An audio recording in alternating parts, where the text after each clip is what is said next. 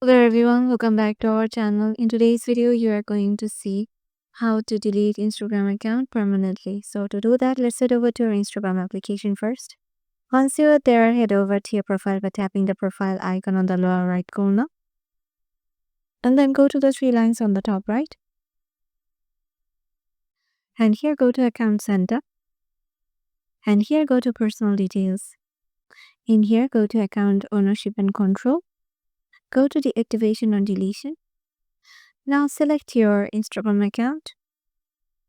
Now select delete account. It says when you delete your Instagram account, your profile, photos, videos, comments, likes and followers will be permanently removed. And if you would just like to take a break, you can temporarily deactivate your account.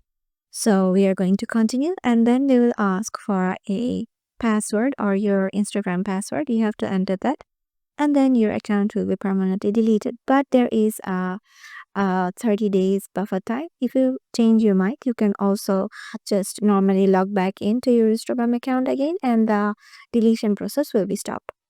So yeah, this is how you can just deactivate your account. Hope this video helped you out, and we'll see you in the next video.